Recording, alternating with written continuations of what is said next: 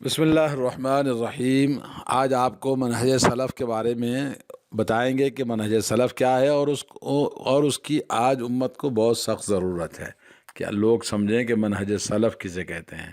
سلف صالحین سے مراد قرن اول پہلی صدی کے مہاجرین انصار پر مشتمل وہ جماعت ہے جنہیں صحابہ کرام کہا جاتا ہے۔ اللہ عز و جل کا ارشاد ہے والسابقون الاولون من المہاجرین والانصار والذین اتبعوهم بإحسان رضی اللہ عنہم ورضوا عنہ وأعد لهم جنات تجری تحتها الانہار خالدین فیہا ابدا ذلک الفوز العظیم۔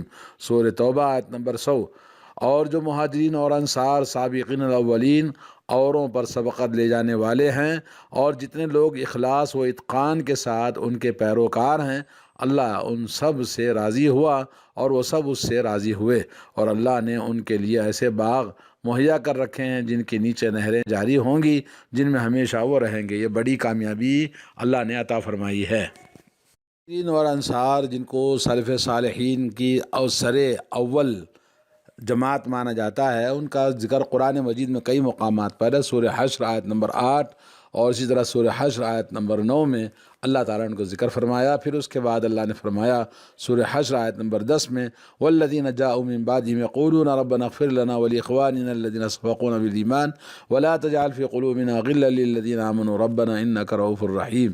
اور جو ان کے بعد آئیں گے وہ کہیں گے کہ اے ہمارے رب ہمیں بخش دیجئے اور ہمارے ان بھائیوں کو بھی جو ہم سے پہلے ایمان لا چکے ہیں، اور ایمان والوں کے تئیں ہمارے دل میں کینہ اور دشمنی دغدغہ نہ ڈال، اے ہمارے رب بے شک تو شفقت و مہربانی کرنے والا ہے۔ پھر صحابہ کرام کے بعد آنے والے وہ حضرات بھی سلف صالحین میں شامل ہیں جنہیں صحابہ کرام کے شاگردی نصیب ہوئی، یعنی تابعین، پھر ان کے بعد تبع تابعین اور قرون مفضلہ والی جو 3 صدیوں تک لوگ اس کے اندر داخل ہیں۔ قرون مفضلہ کے متعلق اللہ کے نبی کریم صلی اللہ علیہ وسلم کے ارشاد ہے خیرکم قرنی ثم الذین یلونہم ثم الذین یلونہم، لوگوں میں سب سے بہترین میرے زمانے کے لوگ ہیں، پھر وہ جو ان کے بعد آئیں گے، پھر وہ جو ان کے بعد آئیں گے۔ راوی حدیث حضرت عمران بن حسین رضی اللہ تعالیٰ عنہ کہتے ہیں لا ادری اذکر النبی صلی اللہ علیہ وسلم بعد قرنین او ثلاثہ، کہتے ہیں کہ مجھے یاد نہیں ہے کہ نبی کریم صلی اللہ علیہ وسلم نے ان کے بعد یہ کلمات 2 بار فرمایا یا 3 بار۔ ان کا زمانہ بعد میں آنے والے زمانوں سے ممتاز ہے، اسی لیے اسے عصر قرون المفضلہ کے نام سے ہی جانا جاتا ہے۔ یہی وہ لوگ ہیں جنہیں اس امت کا سلف کہا جاتا ہے۔ نبی کریم صلی اللہ علیہ وسلم نے جن کی تعریف ان الفاظ میں بیان فرمائی خیرکم قرنی ثم الذین یلونہم ثم الذین یلونہم، لوگوں میں سب سے بہترین زمانے کے لوگ میرے زمانے کے لوگ ہیں، پھر وہ جو ان کے بعد آئیں گے، پھر وہ جو ان کے بعد آئیں گے۔ 3 زمانے آپ نے بتائے، لہذا اس امت کے لیے قدوہ ہیں، اور ان کا منہج اور ان کا طریقہ اور ان کا عقیدہ اور تمام عقیدے کے معاملات میں، اخلاق میں اور دیگر تمام سلوکیات میں، تمام زندگی کے امور میں وہی ہمارے لیے قدوہ اور نمونہ ہیں جو کتاب و سنت سے ماخوذ ہے، کیونکہ نبی کریم صلی اللہ علیہ وسلم کے قریب تھے۔ ان کا زمانہ نزول وحی کا زمانہ تھا، اور وہ اللہ کے نبی صلی اللہ علیہ وسلم کے خاص تربیت میں انہوں نے اپنے دین کی پروان چڑھائی۔ ان کا مصدر و ماخذ رسول اللہ صلی اللہ علیہ وسلم تھے، تو ان کا زمانہ خیر القرون کا زمانہ ہے، اور ان کا منہج خیر المنہاج کہا جاتا ہے، یعنی سب سے بہترین طریقہ انہی کا طریقہ ہے جن کو ہم سلف کہتے ہیں۔ دوستو، یہی وجہ ہے کہ مسلمانوں کا طبقہ ان کے منہج کو معرفت حاصل کرنے اور جاننے کے حریص ہوتے ہیں، تاکہ ان کے طریقے کی پیروی کر سکے، اور منہج سلف پر چلنا اسی وقت ممکن ہوگا جب ان کے منہج کے بارے میں، ان کے طریقے کے بارے میں علم و معرفت ہمیں حاصل ہو، اسے سیکھ کر عمل کیا جائے۔ اسی لیے اللہ تعالیٰ کا فرمان ہے والسابقون الاولون، اور جو مہاجرین اور انصار سابقین الاولین ہیں، جتنے لوگ اخلاص ہوئے اور پورے ایمان اور یقین کے ساتھ ان کی پیروکار ہیں بعد میں، تو احسان کے ساتھ یعنی اتقان اور پختگی کے ساتھ اور سلف صالحین کی اتباع احسان و اطمینان کے ساتھ تبھی ممکن ہے جب ان کے اختیار کردہ منہج اور طریقے کا علم اچھی طرح سے ہمیں حاصل ہو جائے، اور اصول علم کے بغیر منہج سلف پر چلنا ممکن ہی نہیں ہے۔ لہذا منہج سلف کے متعلق علم و معرفت حاصل کیے بغیر سلف یا سلفیت کی طرف مجرد انتساب یہ کچھ فائدہ نہیں دے گا بلکہ نقصان کا باعث ہوگا۔ لہذا سلف صالحین کے منہج کی معرفت ضروری ہے۔ اسی لیے آپ دیکھیں گے کہ یہ امت برابر اس منہج کے سلف کو پڑھتی ہے اور پڑھاتی رہی ہے۔ اس منہج کو ایک دوسرے تک نسل در نسل منتقل کرتے آ رہے ہیں۔ سلف کو مساجد، مدارس، جامعات میں پڑھایا جاتا رہا ہے۔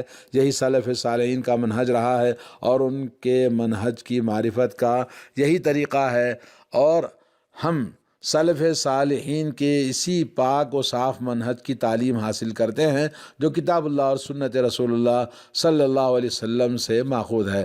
رسول اللہ صلی اللہ علیہ وسلم نے ہمیں باخبر کیا اس امت میں بکثرت اختلاف ہوں گے۔ افترقت الیہود علی 71 فرقہ وافترقت النصارى على 72 فرقہ وستفترق هذه الامة الى 73 فرقہ كلها في النار الا واحدہ۔ قالوا وما هي؟ قال من کان علی مثل ما انا علیہ اليوم واصحابی۔ جی فرمایا یہودی 71 فرقوں میں بٹے اور نصارہ 72 فرقوں میں، اور عنقریب یہ امت 73 فرقوں میں بٹے گی۔ سب کے سب فرقے جہنم میں جائیں گے سوائے ایک فرقے کے۔ صحابہ نے پوچھا وہ نجات پانے والا کون سا ایک فرقہ ہوگا؟ تو فرمایا اس فرقے کی پہچان یہ ہوگی کہ وہ اسی منہج اور طریقے پر گامزن ہوں گے جس پر آج میں اور میرے صحابہ قائم ہیں۔ یہی منہج سلف ہے جس پر رسول اللہ صلی اللہ علیہ وسلم اور آپ کے صحابہ تھے۔ والذین اتبعوہم بإحسان، اور جتنے لوگ اخلاص اور اتقان کے ساتھ ان صحابہ کرام کے پیروکار ہیں۔ کی جماعت یہی وہ گروہ ہے جنہیں ہم اہل سنت والجماعت یا اہل الحدیث والاثر کہتے ہیں، اور یہی وہ مبارک جماعت ہے جب لوگ اختلاف کا شکار ہو گئے اور جب مذاہب اور فرق میں بٹ گئے، احزاب اور جماعتوں میں بٹ گئے تو کثرت ہو گئی لوگوں کی، تو انہوں نے سلف صالحین کے منہج پر تا حیات صبر کرتے ہوئے تمسک اختیار کیا۔ اسی منہج کو مضبوطی سے تھامے رکھنے کا نبی نے ہمیں حکم دیا ہے۔ نبی کریم صلی اللہ علیہ وسلم نے اپنے صحابہ کی زندگی کے آخری ایام میں ایک بلیغ اور پر اثر وعظ فرمایا جسے سن کر لوگوں کی آنکھیں نم ہو گئی اور دل دہل گئے۔ کسی نے کہا اے اللہ کے رسول صلی اللہ علیہ وسلم، ایسا لگ رہا کہ گویا یہ الوداعی وعظ ہو، سو آپ ہمیں زیادہ وصیت فرمائیں۔ تو نبی کریم صلی اللہ علیہ وسلم نے فرمایا کہ لوگوں میں تمہیں وصیت کرتا ہوں کہ اللہ کا تقوی اختیار کیے رہنا اور اپنے حکام کا احکام کو سننا اور ماننا، خواہ کوئی حبشی غلام ہی آپ کے اوپر کیوں حاکم نہ بنایا جائے۔ بلا شبہ تم میں سے جو میرے بعد زندہ رہا وہ بہت اختلاف دیکھے گا، چنانچہ ان حالات میں میری سنت اور میرے ان خلفاء راشدین کی سنت کو مضبوطی کے ساتھ تھامے رکھنا جو اصحاب رشد و ہدایت ہیں۔ نئی نئی باتیں دین کے اندر اور اختراعات سے اپنے آپ کو بچائے رکھنا۔ بلا شبہ ہر نئی بات دین کے اندر بدعت ہے اور ہر بدعت گمراہی ہے۔ یہ اللہ کے رسول صلی اللہ علیہ وسلم کی طرف سے امت کو وصیت ہے تاکہ امت منہج سلف کی روشنی میں چلے، کیونکہ یہی طریق نجات ہے۔ یہی جیسا کہ اس کا ذکر اللہ نے اپنے فرمان میں فرمایا وَأَنَّ هَذَا صِرَاطِي مُسْتَقِيمًا فَاتَّبِعُوهُ وَلَا تَتَّبِعُوا السُّبُلَ فَتَفَرَّقَ بِكُمْ عَنْ سَبِيلِهِ۔ دین اسلام کا یہی راستہ راہ مستقیم ہے، سو اسی راہ پر چلو اور دوسری راہوں پر مت چلو، وہ راہیں تم کو اللہ کے راز سے ہٹا دیں گی۔ اس کا تم کو اللہ تعالیٰ نے تاکیدی حکم دیا ہے تاکہ تم پرہیزگاری اختیار کرو۔ منہج سلف پر چلنے والوں کو لوگ برابر مخالفت کرنے والے، دھمکیاں دینے والے، ملامت گروں کی ملامت سے آدمی کو صبر، اور ان گمراہ فرقوں کے دھمکیوں سے آدمی نہ گھبرائے۔ اللہ کے نبی صلی اللہ علیہ وسلم نے فرمایا بدأ الاسلام غریباً وسيعود غریبا، اسلام کی شروعات حالت غربت، اجنبیت کی حالت میں ہوئی تھی اور ان قریب پہلے جیسا ہو جائے گا، سو غربا کے لیے خوشخبری ہے۔ ایک دوسری روایت میں ہے کہ پوچھا گیا اے اللہ کے رسول صلی اللہ علیہ وسلم یہ غربا کون لوگ ہیں؟ تو آپ صلی اللہ علیہ وسلم نے فرمایا یہ وہ لوگ ہیں جو فساد زدہ لوگوں کی اصلاح کرتے ہیں، اور ایک روایت کے مطابق جو کچھ لوگوں نے بگاڑ پیدا کر دی ہے اس کی اصلاح کرتے ہیں۔ دنیا میں گمراہی سے اور آخرت میں جہنم سے صرف وہی آدمی نجات پا سکتا ہے جو سلف صالحین کے مسلک پر چلے۔ انہی کے بارے میں اللہ رب العالمین کا یہ فرمان ہے وَمَن يُطِعِ اللَّهَ وَالرَّسُولَ فَأُولَٰئِكَ مَعَ الَّذِينَ أَنْعَمَ اللَّهُ عَلَيْهِم مِّنَ النَّبِيِّينَ وَالصِّدِّيقِينَ وَالشُّهَدَاءِ وَالصَّالِحِينَ وَحَسُنَ أُولَٰئِكَ رَفِيقًا ذَلِكَ الْفَضْلُ مِنَ اللَّهِ وَكَفَىٰ بِاللَّهِ عَلِيمًا۔ سورہ نساء نمبر 69 اور جو اللہ تعالیٰ کی اور رسول صلی اللہ علیہ وسلم کی فرمانبرداری کریں گے وہ ان لوگوں کے ساتھ ہوں گے جن پر اللہ تعالیٰ نے انعام کیا، جیسے نبیوں، صدیقوں، شہداء اور نیک صالح لوگوں کے ساتھ۔ یہ بہترین رفیق ہیں۔ یہ اللہ تعالیٰ کی طرف سے فضل ہے اور اللہ تعالیٰ کافی ہے، جاننے والا ہے۔ اور اسی صراط مستقیم کی دعا اللہ تعالیٰ نے بندے کو سکھائی کہ ہر فرض نماز میں، ہر رکعت میں، ہر سنت میں، ہر نماز بغیر کوئی بھی رکعت بغیر سورہ فاتحہ کے نہیں ہو سکتی۔ اہدنا الصراط المستقیم، صراط مستقیم پر چلنے کی دعا اس لیے کیونکہ یہاں دنیا میں بہت سارے منحرف طریقے، راستے پائے جاتے ہیں، چنانچہ اللہ تعالیٰ نے دعا کرتے ہیں، اللہ تعالیٰ سے ہم دعا کرتے ہیں تاکہ وہ آپ کو صراط مستقیم کی رہنمائی فرمائے اور آپ اس پر ثابت قدم رہیں۔ اس دعا کی اہمیت کس قدر ہے اس کا اندازہ آپ اس بات سے لگا سکتے ہیں کہ اسے نماز کی ہر رکعت میں پڑھنا فرض قرار دیا گیا۔ تو آپ صراط مستقیم کا معنی غور کرنا چاہیے کہ وہ کون لوگ ہیں جو صراط مستقیم پر چلتے ہیں۔ صراط الذین انعمت علیہم، ان لوگوں کی راہ جن پر تو نے انعام کیا، نیز وہ کون لوگ ہیں جن پر اللہ تعالیٰ نے اپنا انعام فرمایا۔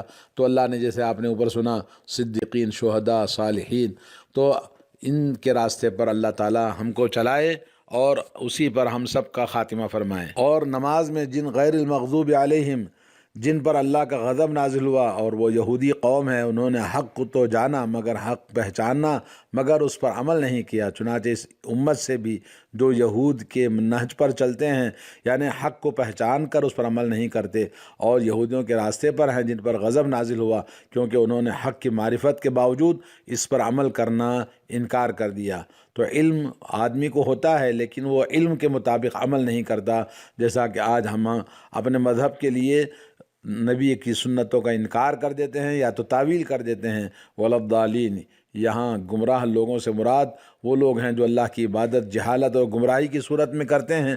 وہ اللہ کی عبادت اور اس کا تقرب حاصل کرنے کی کوشش کرتے ہیں لیکن ان کی ساری عبادتیں صحیح ڈھنگ سے، صحیح منہج سلیم پر نہیں ہوتی، بلکہ کتاب و سنت کی رہنمائی کے علاوہ نو ایجاد شدہ مبتدعانہ طریقوں پر ہوتی ہے، اور یہ معلوم ہے کہ یہ ہر بدعت گمراہی ہے اور کل بدعت ضلالہ۔ لہذا جو نصارہ کے نہج پر چلے، اللہ تعالیٰ کی عبادت غیر شرعی طریقے سے انجام دے، وہ گمراہ ہے، صحیح راستے سے بھٹکا ہوا ہے، اور ایسے شخص کا کیا عمل جو اللہ تعالیٰ کے پاس قبول ہو، وہ عمل تو باطل اور مردود ہے۔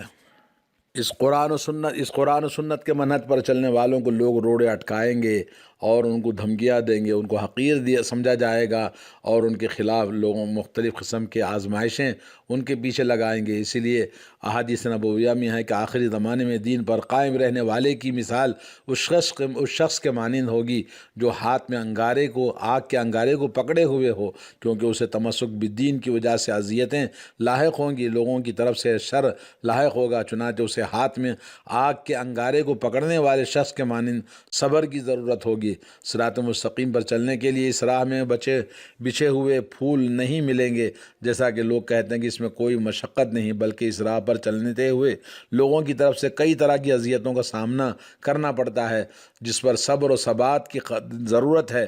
تو آج ہمیں چاہیے کہ یثبت اللہ الذین آمنوا بالقول الثابت فی الحیات الدنیا وفی الآخرہ، جو توحید پر، صراط مستقیم پر گامزن ہیں، اللہ تعالیٰ کو دنیا میں بھی ثابت قدمی عطا فرماتا ہے اور آخرت میں بھی۔